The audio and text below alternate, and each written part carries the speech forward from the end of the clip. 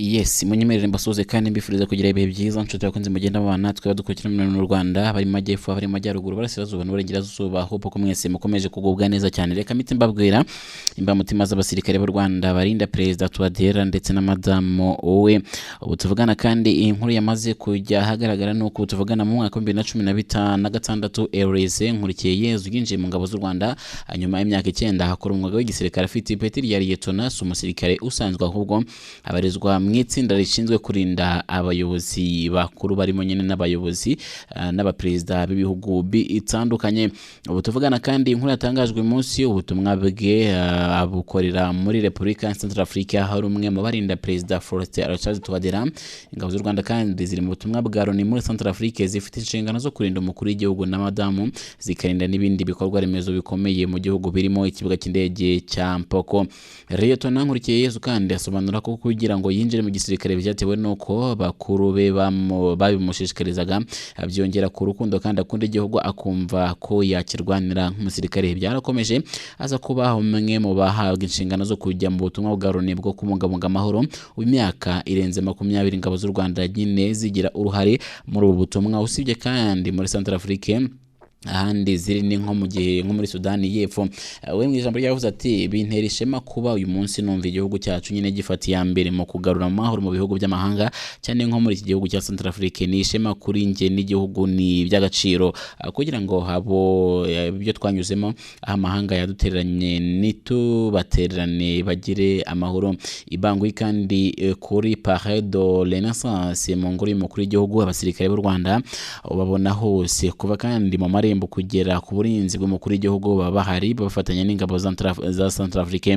Lieutenant Nkurikiye Yezu kandi we haba ari hafi ya Perezida wa Central Africa, acunga neza ko nta kintu na kimwe cyahungabanya umuyobozi wa mbere mu gihugu. Mu ijambo ryavuze ati twe tugendera kuri gahunda y'umuyobozi amasaha yose hafi 24 kuri 24 yose tuba turi kumwe nawe, yaba mu biro aho ajya naho abatuba turi kumwe nawe.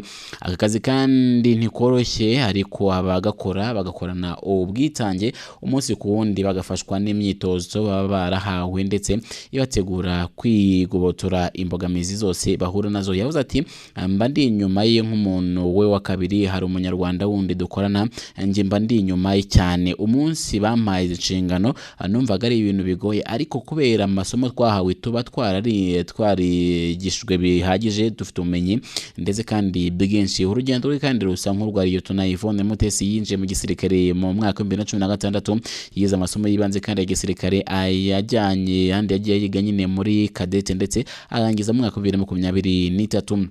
Mu nshingano ze kandi mu burasirazuba bw'u Rwanda bari mu butumwa nyine bwa Loni harimo kurinda Madamu wa Perezida wa Repubulika.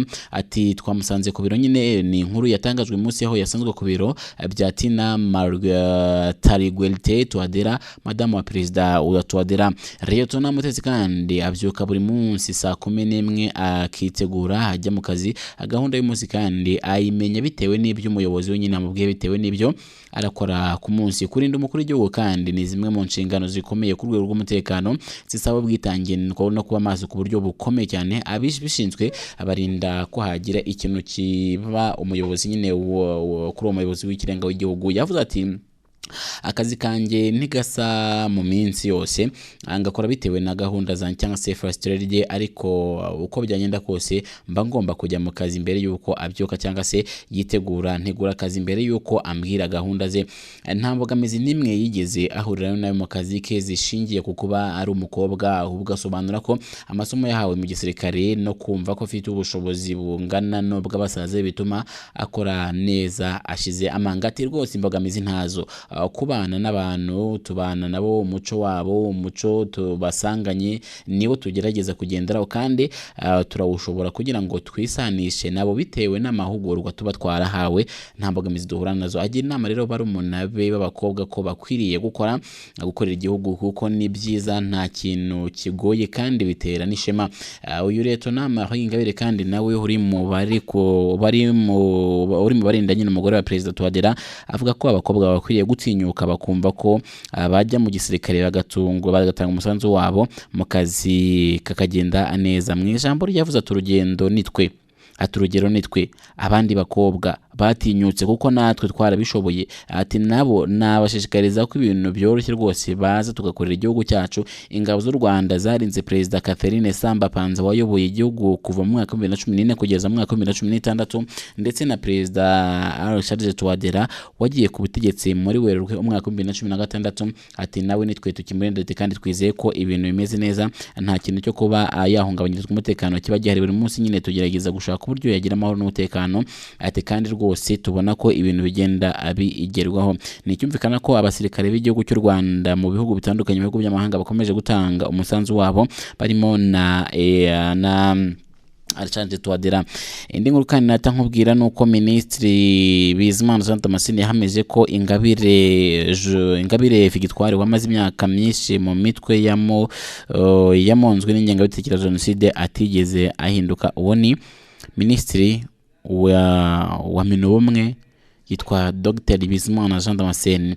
Hanyuma kandi reka njya kuri iyi nkuru igaragaza yuko Minisitiri w'ubumwe bw'Abanyarwanda n'inshingano mu gihugu Dr Jean Damascene Bizimana yatangaje ko Ingabire Victoire Umuhoza wakoranye igihe kinini na FDLR akaza gushinga amashyaka atemerewe gukorera mu Rwanda n'ubu atigeze ahinduka. Ingabire Victoire kandi yinjiye mu Rwanda mu mwaka wa 2010 avuye mu buhungiro mu Buholandi, avuga ko ashaka guhatana mu matora y'umukuru w'igihugu, ariko ageze ku rwibutso rwa Jenoside rwa Kigali yihutira kubazaho urw'Abatutsi ruherereye amagambo apfobya Jenoside yakorewe Abatutsi mu buryo bweruye. Iyi nkuru kandi yanditswe ku gitangazamakuru igihe.com yakomeje igaragaza ko usubije amaso inyuma mu mashyamba ya Zaire ya Repubulika ya Demokarasi ya Kongo, y'ubu mu mitwe ya politike nyine yavukiye yari iyobowe n'abasirikare n'abahoze muri guverinoma yateguye akanashyira mu bikorwa Jenoside yakorewe Abatutsi ndetse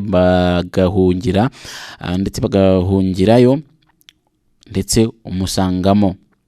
Ingabire kandi yayoboye umutwe wa FDLR mu mwaka wa 1998 wahindutse ijwi ryabo nyine uvuga ko ubu ari abasigaye muri bo. Yatsinzwe n'inyeshyamba nyine zagize uruhare muri Jenoside yakorewe Abatutsi mu mwaka wa 1994, babaye mu mitwe itandukanye yitwaje intwaro nka ARIL, FDLR, FRN ndetse n'indi.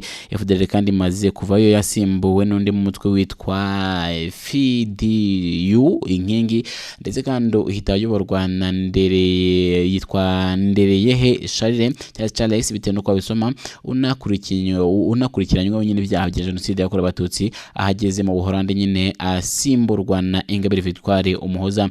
Mu rubanza kandi rwa Ingabire Victoire mu mwaka wa 2010 umutwe bamushinjaga witwa Lieutenant Colonel Nditurende Tarisisi yasobanuye ko yagiranye imishyikirano Ingabire kandi amusaba kwitandukanya na FDLR, ndetse kandi bagashinga umutwe w'abasirikare wa FDU inkingi, ndetse ko yanamwoherereje itike kuri Western Union ndetse bahurira i Kinshasa mu mwaka wa 2008 na Brazzaville babiganiraho. Mu biganiro kandi byabo ngo bateguraga ibikorwa by'iterabwoba ndetse n'intambara mu Rwanda. Mu bihe kandi bitandukanye Ingabire yakunze gutagatifuza iyi mitwe, avuga ko FDLR yashinzwe n'impunzi z'Abanyarwanda muri RDC nyuma yo kwirukanwa mu Rwanda muri Jenoside, biyemeje kurwana intambara nk'uburyo bwari kubafasha nyine kongera gufata ubutegetsi.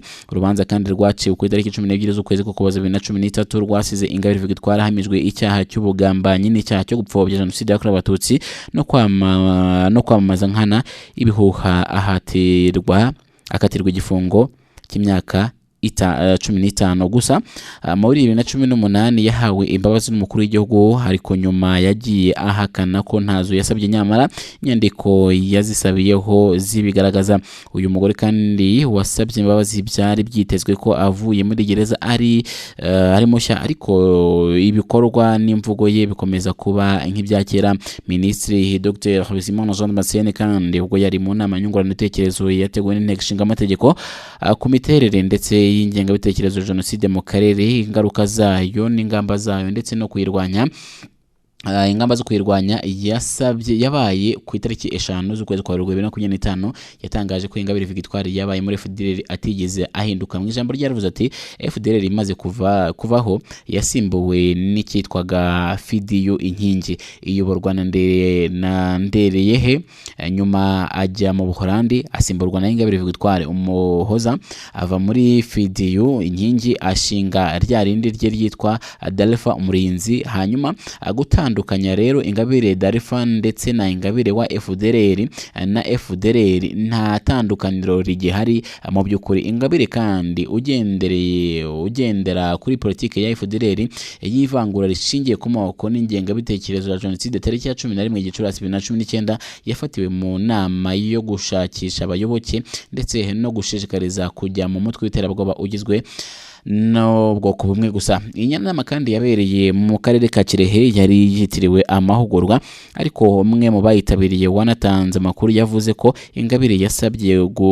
mu kumushakira nyine abandi binjira muri iri shyaka rye, ariko abaha gasopo ndetse ko nta mututsi ashaka. Abo yashakaga cyane rero ngo ni nabari mu rubyiruko rw'abahutu rutagira akazi.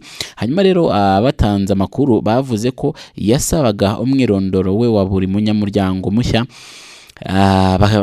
bakamwandika.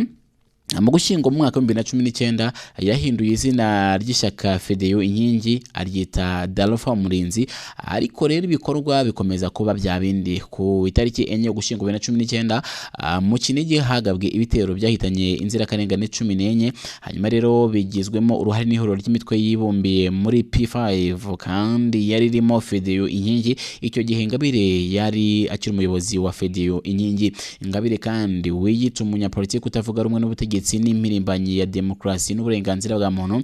Muri Werurwe 2024 umuvugizi wa guverinoma y'u Rwanda Yolande Makuru abinyujije kuri X yagaragaje ko atari umunyapolitiki utavuga rumwe n'ubutegetsi, ahubwo ari umunyabyaha wanze guhinduka. Mu ijambo rye yavuze ati Victoire Ingabire ntabwo ari umunyapolitiki utavuga rumwe n'ubutegetsi, nta nubwo ari impirimbanyi ya demokarasi, ni umunyabyaha uticuza wahamwe n'umugambi wo guhirika guverinoma abinyujije mu nzira z'imyivumbagatanyo ndetse no kugerageza kubiba amacakubiri mu Rwanda. Hashimwe ubutabera bw'u Rwanda bwongeye gushimangira iyubahirizwa ry'amategeko. Ndabashimiye cyane inshuti bakunze mukomeje kubana natwe, bakomeza kutwereka ko muri kumwe natwe. Amakuru yo aracyakomeje 5 kuri 5 gusa, mukande subscribe kugira ngo mujye mubona amakuru tubagezaho 5 kuri 5.